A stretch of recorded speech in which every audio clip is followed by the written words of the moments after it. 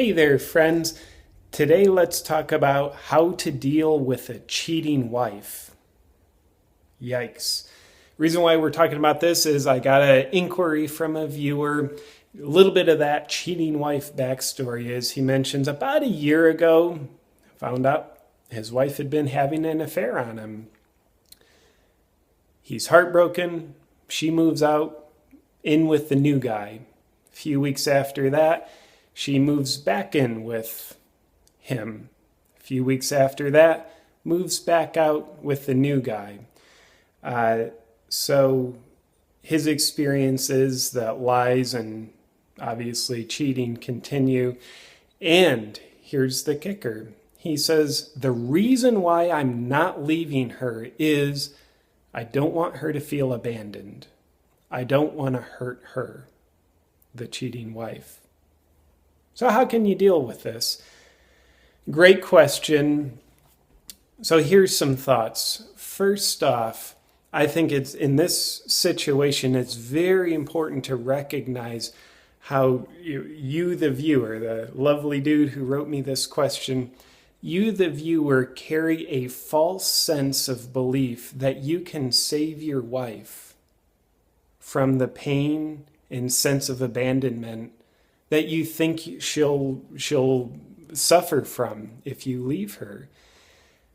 I would guess you can't save it. You can't save her from it because I would guess she's already feeling it.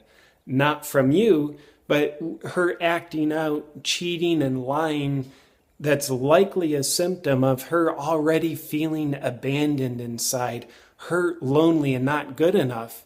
Hence, she gets married to you, makes up a story that says, hey, this good-looking guy, he's going to make me feel like I'm enough. Then after a while, disillusionment inevitably happens, as it always does. She said, I don't feel like I'm enough to this dude, so let me go find another guy. I found another guy. He can make me feel like I'm enough. In other words, a compensation for the deep pain and emptiness of inadequacy. Whatever happened to her in her childhood to cause that, who knows? Not my business, but I would guess something did happen. So in other words, she's likely acting out, cheating, lying as a symptom of trying to compensate for the deeper pain of already feeling abandoned and hurt. The very pain that part of you, the lovely viewer who wrote me this question, believes you can actually save her from. And I think it's also very important to point out the obvious.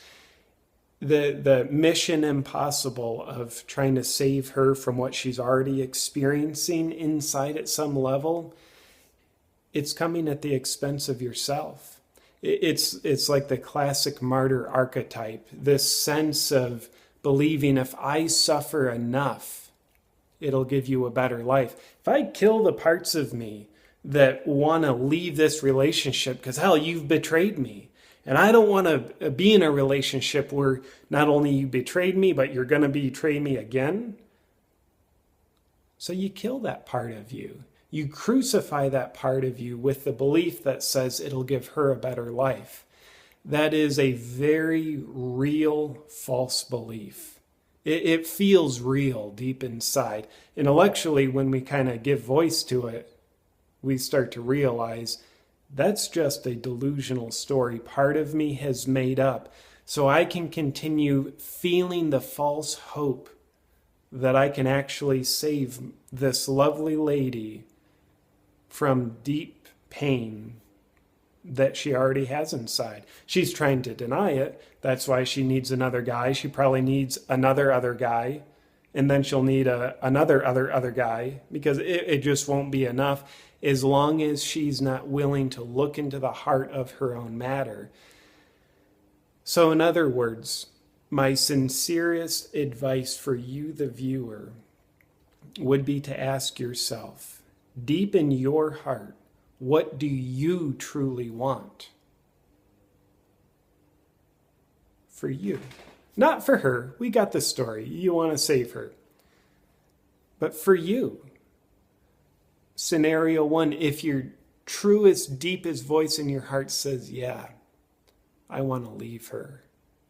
That's what's right for me.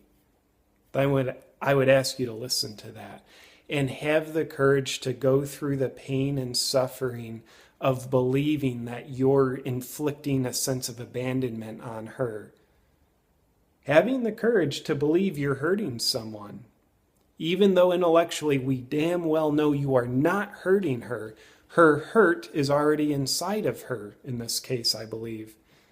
But having the courage to feel as though you're hurting her, to me, that beats the alternative of killing yourself and killing your free will, just as a sort of a cop-out from not having to experience that hurt and that vulnerability.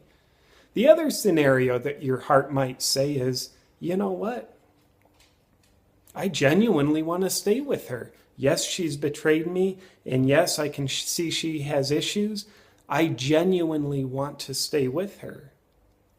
Then in that case, you got to honor that. But in either case, I would ask you to realize that I think cheating in almost all relationships is a symptom of something deeper. Whether you genuinely want to leave the relationship or genuinely want to stay in it, I would invite you to go into the deeper issues that have likely caused the cheating in your wife. If you were to stay with her, there has to be an agreement where she's willing to get help, or else she'll just keep cheating.